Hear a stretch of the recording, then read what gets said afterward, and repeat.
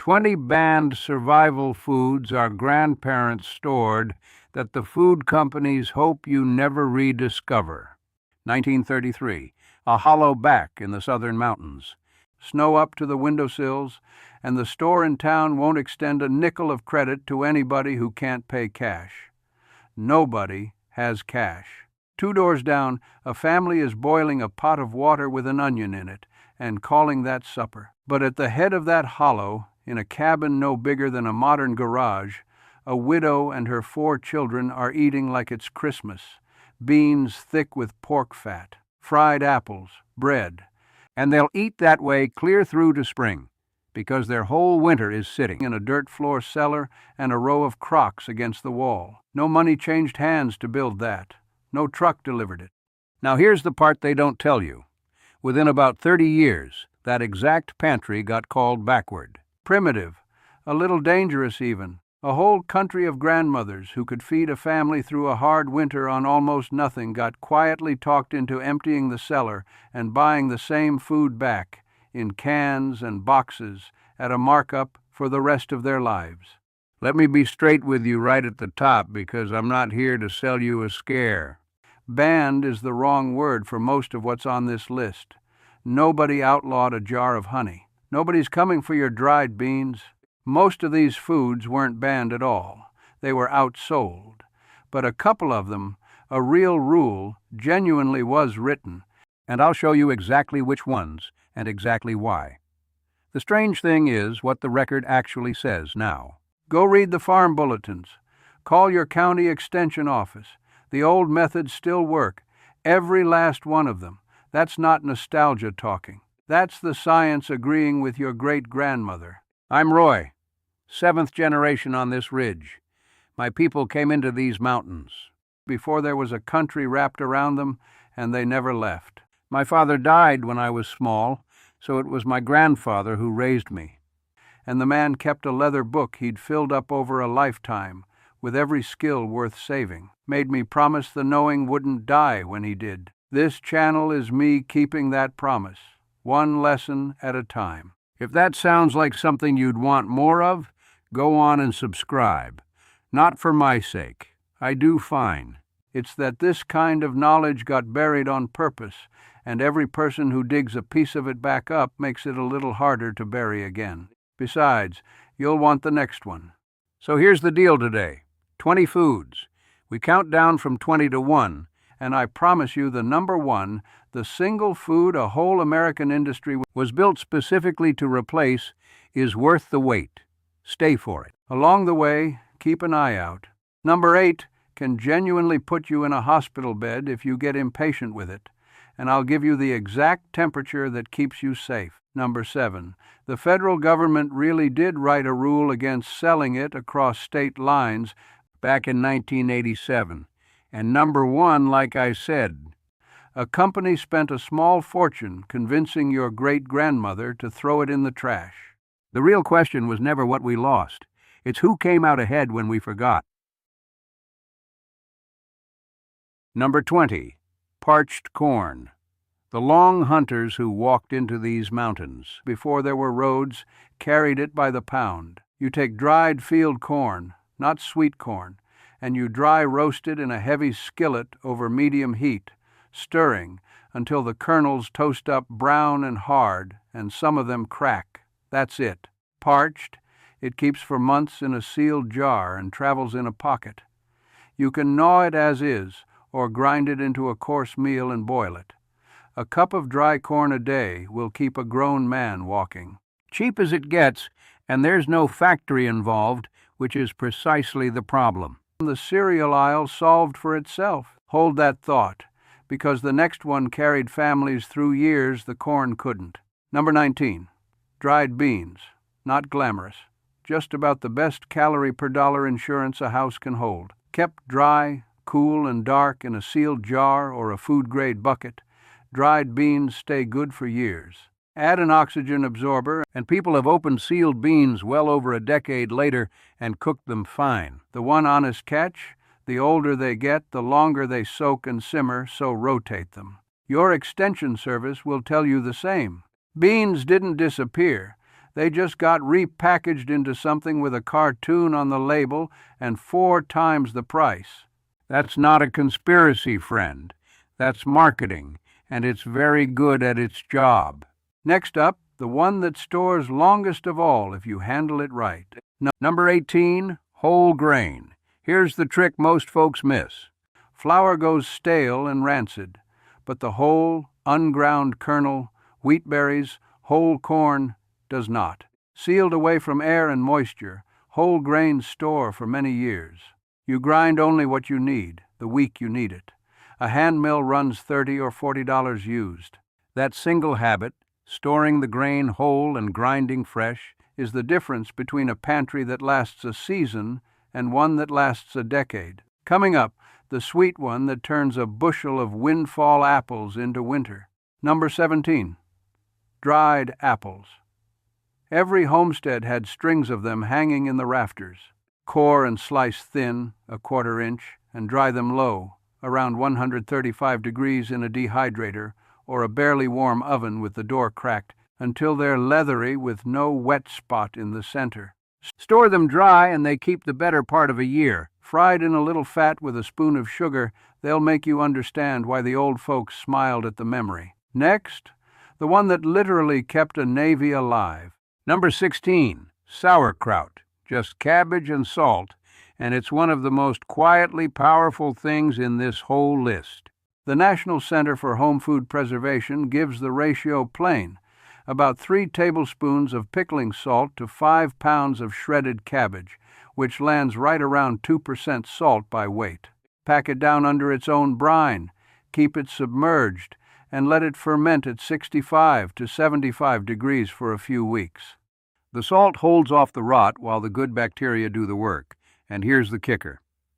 Fermentation actually raises the vitamin C. When Captain James Cook sailed the Endeavour in 1768, he loaded roughly 7,860 pounds of sauerkraut and lost not one man to scurvy on a voyage that used to kill half a crew. Coming up, how the mountains kept vegetables fresh with no electricity at all. Number 15, the root cellar. Not a food, a machine, and it runs on dirt. A proper cellar sits around 32 to 40 degrees with high humidity, and in it potatoes, carrots, beets, turnips, and hard cabbages keep for months. 2 rules. Keep your apples separate, because the gas they give off will sprout your potatoes early, and never store them near the furnace or the wood stove.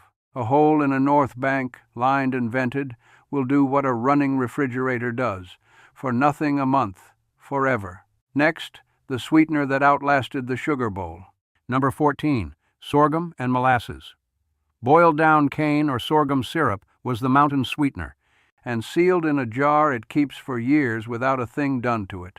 A tablespoon in cornbread, a drizzle over biscuits, and it carries iron and minerals white sugar simply doesn't. Now, before we keep going, I want to be honest with you about something, because from here down the stakes climb. I could talk crocks and cellars all day, and none of it costs you a thing but time.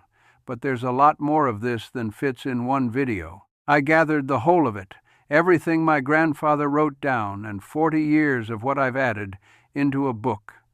And it lives on my site. The link's below. That's the long version, for anybody who wants it in their hands. I won't bring it up again. Back to the list. Number 13, hardtack. 3 ingredients: flour, water, and a little salt. Roll it 1/3 of an inch thick, cut it in squares, poke holes so it won't rise, and bake it slow and low, around 250 degrees, until every trace of moisture is gone. No fat ever, because fat goes rancid and moisture grows mold. Do it right, and it lasts effectively forever. I'm not exaggerating. The oldest known piece sits in a museum down in Florida, baked in 1851, and there are Civil War specimens still sitting in glass cases, technically edible 160 years on. Costs pennies. Soak it in coffee or soup so you don't crack a tooth. Next, the way they kept meat before there was a freezer to plug in. Number 12, salt-cured pork. Before refrigeration, salt was how you owned meat past the day you killed it. Heavy salt draws the water out, and without water, the spoilage bacteria can't live. Salt pork, dry cured in coarse salt or a proper brine cure, hangs in a cool place for months. Here's the safety line I won't skip. If you're curing to keep meat at room temperature for a long stretch, especially anything you'll smoke low and slow, that's when a curing salt with nitrite matters, because it's specifically what holds off botulism in cured meats. Follow a tested cure. Weigh your salt. Don't guess. Coming up, the same idea, aimed at the river. Number 11. Smoked and dried fish. Split it thin, brine it, and dry it hard. And you've got protein that keeps for weeks without a fridge. Longer if you smoke and store it cold. One real caveat, because I'll never let you walk into trouble for the sake of the old way. Fresh water and many raw fish carry parasites. The Food and Drug Administration's own guidance is to freeze fish at -4 degrees for 7 days to kill them before you cold smoke or dry at low temperature. Do that first, then dry with confidence. Next, the trail food that built a continent. Number 10. Jerky. Lean meat, sliced thin against the grain, dried until it bends and cracks but doesn't snap wet. The lean is the point, because fat is what spoils. Here's the modern safety upgrade the old-timers didn't have, and you should. The USDA recommends heating the meat to 160 degrees, either before or right after drying, to kill any E. coli, or salmonella. Do that and your jerky is both old-fashioned and genuinely safe. Costs a fraction of the shrink-wrapped sticks at the register. Next, the one your grandmother kept in a jar on the counter. Number 9. Pickled eggs. Hard-boiled eggs held in vinegar. Simple, and it keeps them good for weeks. But listen close, because this is one people get dangerously wrong. Use real vinegar at 5% acidity. Keep the eggs fully submerged. And here's the non-negotiable. Store them in the refrigerator and do not can them at room temperature. Big whole eggs in a low-acid center are a textbook botulism risk if you seal them warm and leave them on a shelf. Cold, in vinegar, eaten within a few weeks, they're a cheap delight. Warm on a pantry shelf, they can kill you. Respect the difference. Now, everything above this line, nobody ever tried to stop. From here down, we're into the ones, where somebody, somewhere, wrote a rule, sometimes for a good reason, sometimes not. Number 8. Home-canned vegetables and meat. This is the one that can hurt you, and it's the one they used to scare a generation off their own pantries. So let's get it exactly right. Fruits, pickles, tomatoes with added acid, those are high acid, and a boiling water bath at 212 degrees is fine. But green beans, corn, meat, anything low acid, above a pH of 4.6, cannot go in a water bath, ever. The botulism spore survives boiling water. The only thing that kills it is a pressure canner, reaching 240 degrees, held at 10 to 11 pounds of pressure. That's straight from the USDA Complete Guide to Home Canning and the National Center for Home Food Preservation. Get your dial gauge tested once a year at the Extension office. Boil low-acid jars 10 minutes before you taste them. Do all that, and home canning isn't dangerous. It's one of the great household skills. The scare wasn't wrong that people died. It just conveniently pointed everybody toward the store shelf instead of toward the right equipment. Next, the one where the rule is real and it's on the books. Number 7. Raw milk. Here's your genuine government line, the one I promised. In 1987, the FDA issued a regulation, 21 CFR 1240.6-1, that banned the sale of raw milk across state lines. That part is flatly true. Now, I'm going to be fair because I'm not a man who twists things. Pasteurization was one of the great public health wins of the last century. Raw milk genuinely can carry listeria, E. coli, salmonella. The rule exists for a real reason, and I won't pretend otherwise. But notice what it also did. It handed the milk business, top to bottom, to the operations big enough to pasteurize and ship at scale, and it made the family cow a legal gray area. The federal ban is only interstate. Inside your own state, it's the state's call, and roughly 30 of them allow some form of it. Know your local law before you ever buy a jar. Coming up, the food that was the bouillon cube before the bouillon cube. Number 6, portable soup. They called it pocket soup or veal glue. You boil bones and meat down for the better part of a day, strain it, and reduce it again until it cools into a hard, rubbery slab of pure, concentrated broth. Cut into squares, dried, kept in a cool, dry place, it lasts months to years. Drop a piece in hot water and you've got soup. When Meriwether Lewis outfitted his expedition in 1803, he bought 193 pounds of the stuff for $289.50, packed in 32 tin canisters, and carried it across the continent. This is the direct ancestor of the little foil-wrapped cube in your cabinet. By the early 1900s, companies had figured out how to sell you the cube version, and the 2-day skill in your own kitchen quietly became something you rented from a factory. No villainy in it, just a business filling a gap you were talked into having. Next, the two that keep meat with almost nothing but fat. Number 5, confit, or potting under fat. Cook the meat slow in fat until it's tender. Pack it into a crock and pour the rendered fat over the top until it's completely sealed under an inch of it. Air can't reach it, so it keeps for months in a cold cellar. The French made it fancy. Mountain families just called it potted meat and never thought twice. It works because the fat is a wall, which brings us to the food that wall was made for. 2 left. Number 1 is close. Number 4, pemmican. If there were one food to know, this fights for the title. Dried meat, pounded to a powder, mixed with an equal weight of rendered fat. 1 part meat to 1 part fat by weight. That's the whole formula. No water for bacteria, sealed in fat against the air, and it keeps for years at room temperature, some accounts far longer. This isn't fringe. The U.S. Army issued pemmican as a field ration from the late 1800s all the way through World War II. It is possibly the most calorie-dense, shelf-stable food a human being can make with their hands, and it needs no power, no can, no factory. Next, the only food on earth that essentially never spoils at all. Number 3, honey. Raw honey does not go bad. Not in a year, not in a lifetime. Archaeologists have opened sealed pots of it in Egyptian tombs, 3,000 years shut away, and found it still edible. The reason is pure chemistry. Honey holds under 18% water and sits at a pH around 3 to 4, too dry and too acidic for anything to grow in it. If yours turns solid and grainy, it isn't spoiled.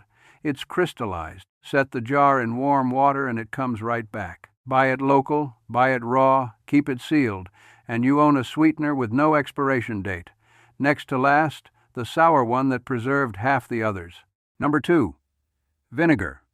The quiet workhorse behind the pickled eggs, the kraut brine top off, the shelf full of preserves. You can make it from apple scraps and thyme, and once it's at 5% acidity, it becomes a preservative in its own right, sour enough that spoilage organisms can't take hold. A gallon costs a couple of dollars or a pile of scraps you'd have thrown out. It keeps essentially forever. And now, the one I told you to wait for.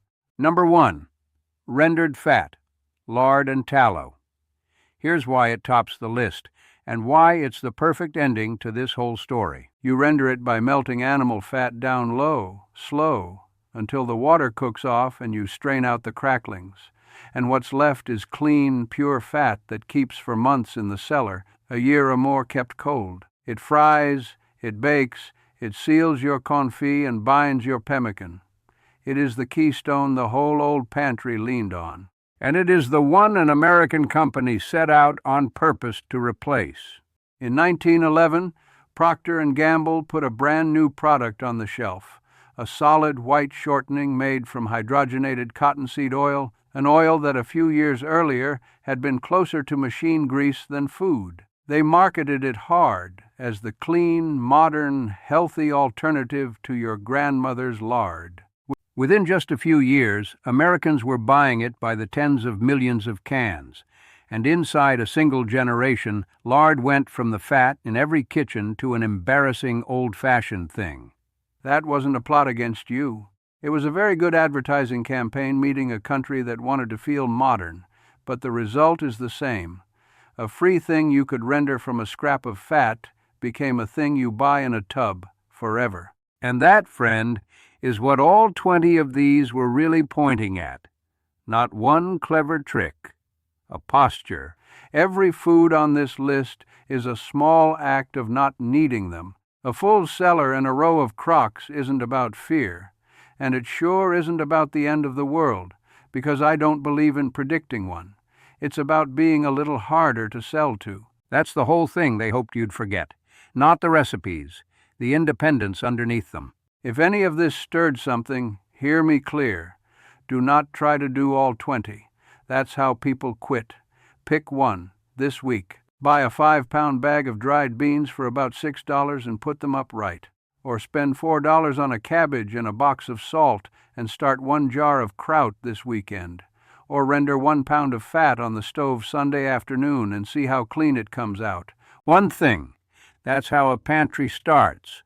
And that's how it starts feeling ordinary again. Now do something for me. Tell me down in the comments what your people put up. The crock in the corner, the smokehouse, the thing your grandmother made that you can still taste but couldn't name if you tried. What region were they in? What was their trick? I read them, and whichever old food gets asked about the most, that's the one I take apart, start to finish, in the next deep dive. Speaking of which, next time I want to walk you through the smokehouse itself, the actual build and the exact temperatures, because a couple of the foods we touched today live or die on it, and it's simpler than you'd ever guess. And since you made it all the way to the end, the folks who run this thing have almost certainly lined up another one of mine right there for you to watch. Go on and let it play. I've got a feeling it's one you'll be glad you didn't scroll past.